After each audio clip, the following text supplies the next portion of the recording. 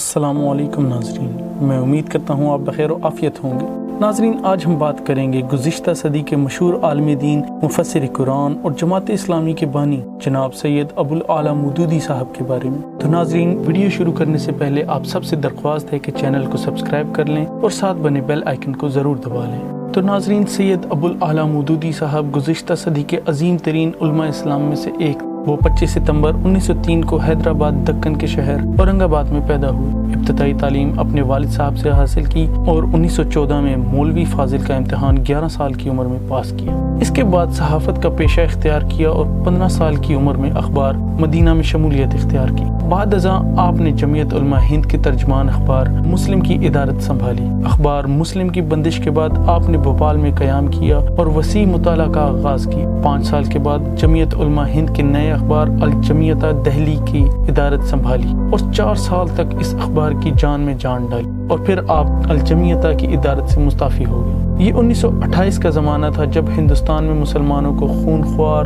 دہشت گرد اور قاتل جیسے الزامات کا سامنا کرنا پڑتا تھا۔ انتہا پسند ہندوؤں نے طوفان بدتمیزی برپا کر رکھا تھا۔ سید مودودی نے جہاد و اسلام کی دفاع کرتے ہوئے الجہاد فی الاسلام کتاب لی اور ہندوؤں کو منہ توڑ جواب دی۔ اس وقت آپ کی عمر 24 برس تھی۔ آپ کچھ عرصہ کے لیے دہلی سے واپس حیدرآباد تشریف لے گئے، جہاں آپ نے تحقیق و تصنیف کا کام کیا۔ 1932 میں آپ نے رسالہ ترجمان القرآن حیدرآباد سے جاری کیا۔ ترجمان القرآن کی ادارت میں آپ نے منفرد کتابیں تصنیف کی۔ اسلامی تہذیب اور اس کے اصول، دینیات، اسلامی عبادات پر تحقیقی نظر، تجدید و حیاء دین جیسی کتاب شامل ہیں۔ آپ نے 1937 کو علامہ اقبال سے لاہور میں ملاقات کی اور علامہ اقبال کی دعوت پر آپ حیدرآباد سے پنجاب منتقل ہو گئے۔ اسی زمانے میں تقریباً 1940 کو اسلامی نظام حکومت کا خاکہ تیار کرنے کے لیے مسلم لیگ نے علماء کی کمیٹی بنائی۔ آپ بھی اس کمیٹی کے ممبر نامزد ہوئے۔ 1941 کو آپ نے ہندوستان میں مسلمانوں کی حالت زار دیکھتے ہوئے جماعت اسلامی کی بنیاد رکھی اور اس کے پہلے امیر بھی یہی منتخب ہوئے۔ سید مودودی نے اپنی زندگی میں ہر محاذ پر جنگ لڑی اور کامیاب ہوئے، جن میں سوشلزم، کمیونزم، مغربی تہذیب کے خلاف جہاد کیا اور فتح یاب بھی ہوئے۔ انہوں نے ایک موقع پر تاریخی کلمات کہے کہ ایک وقت آئے گا کہ جب کمیونزم خود ماسکو میں اپنے بچاؤ کے لیے پریشان ہوگا۔ سید مودودی کی یہ پیشگوئی آج سچ ثابت ہو چکی ہے۔ 1950 سے 1960 تک آپ پر مشکلات کے پہاڑ ٹوٹے، آپ متعدد دفعہ جیل گئے۔ سید مودودی اور جماعت اسلامی نے ملک بھر میں قرارداد کی مقاصد کی منظوری کے لیے بھرپور مہم چلائی اور پھر حکومت کو مجبور بھی کیا، جس کی وجہ سے جماعت اسلامی کو اس میں کامیابی حاصل ہوئی۔ آپ اسلامی دستور کے حق میں ملک کے کونے کونے میں تشریف لے گئے اور اسلامی دستور کی افادیت پر بڑے بڑے جلسہ عام کیے۔ سید مودودی کا یہ اشرہ آپ کی زندگی کا مشکل اور بھرپور نظر آتا ہے۔ قادیانیوں کو غیر مسلم قرار دلوانے میں آپ نے عقیدہ ختم نبوت مسئلہ قادینیت کے نام سے ایک کتاب لکھی، جس پر آپ کو عدالتوں کے ذریعے سزائے موت سنائی گئی۔ اس دہائی میں آپ کے اچھے ساتھی اور دوست ماچی گھوٹ سندھ میں جماعت اسلامی کے سالانہ اجتماع میں نظریاتی اختلاف کرتے ہوئے آپ کو چھوڑ گئے۔ تقریباً اسی عشرے میں ایوب خان نے اپنے علاقائی قوانین نامزد کیے، جس پر جماعت اسلامی نے ایوب خان کے خلاف مہم چلائی اور ایوب خان نے جماعت اسلامی کو غیر قانونی قرار دلوایا۔ جماعت کی قیادت کو گرفتار کر کے جیل میں ڈال دیا گیا۔ ایوب خان کے دور میں محسوس ہوتا ہے کہ اپوزیشن پارٹی میں صرف جماعت اسلامی تھی جس سے وقت کا ڈکٹیٹر خوفزدہ تھا۔ اس کے بعد آپ کو نامعلوم افراد نے موچی دروازے کے قریب قاتلانہ حملہ کا نشانہ بنایا، مگر مولانا صاحب اس میں محفوظ رہے۔ 1950 سے 1960 تک یہ دہائی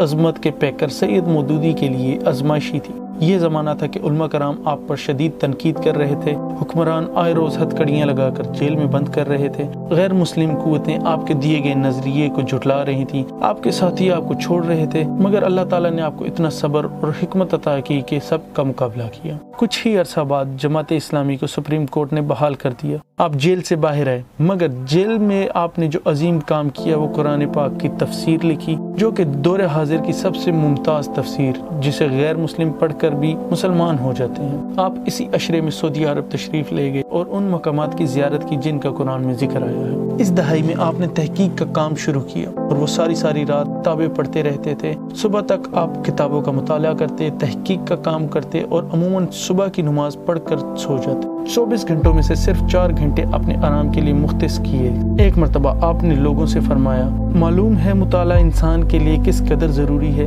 اگر میرا بس چلے تو میں اپنی قبر میں بھی اینٹوں کی جگہ کتابیں رکھ لوں۔ 1969 میں آپ کی صحت کافی کمزور ہو گئی۔ जमात इस्लामी की क़यादत से माजरत कर ली और जमात इस्लामी की क़यादत मियाँ मोहम्मद तुफ़ैल के सुपुर्द कर दी। आपने तकरीबन 150 किताबें लिखी हैं। 70 के करीब वो कुतब हैं जो आपने तहरीर की हैं, बाकी आपकी तकरीर में किताबें तश्कील दी गई। हर किताब शानदार है, अपने मजमून पर सनद है। सैयद मौदूदी के दो अहम काम जो उम्मत की रहनुमाई के लिए हैं वो ये है तफहीमुल कुरान और जमात इस्लामी का क़याम। ये दोनों काम आपको रहती दुनिया तक जिंदा रखेंगे। सैयद मौदूदी 1969 में शदीद अलील हो गए। आप इलाज के लिए अमेरिका के अस्पताल रवाना हुए तो आपके साथी मौलाना गुलजार अहमद मज़ाहिरी ने पूछा, मौलाना आप वापस कब आएंगे? आपने बर्जिस्ता फरमाया, मैं अपनी सालगिरह वतन वापस आकर मनाऊंगा। आप 22 सितंबर 1969 को शाम 5:45 बजे खालिक इलाही से जा मिले। आपका जश्ते खाकी 25 सितंबर को लाहौर लाया गया। ये आपका यौम पैदाइश है। आपके अल्फाज इस लिहाज से पूरे हुए। 26 सितंबर को कज़ावी स्टेडियम लाहौर में आपका जनाजा पढ़ाया गया। लाखों लोगों ने शिरकत की और ये पाकिस्तान की तारीख का एक बड़ा जनाजा समझा जाता है। आपकी तदफीन लाहौर के एक इलाके इचरा में जिलदार पार्क, जहां उनका घर था, जहां उनकी रिहाइशगाह थी, वहीं पर तदफीन हुई। बहुत सी दुआओं के साथ अल्लाह ताला मौदूदी साहब की कब्र पर रहमत फरमाए और उनकी मग़फ़िरत फरमाए। बहुत सी दुआओं के साथ नाज़रीन मुझे इजाज़त दीजिए और अपना बहुत सा ख्याल रखें। और अगर आपको वीडियो पसंद आई है तो वीडियो को लाइक करें, शेयर करें और मेरे चैनल को ज़रूर सब्सक्राइब करें। शुक्रिया। अल्लाह हाफ़िज़।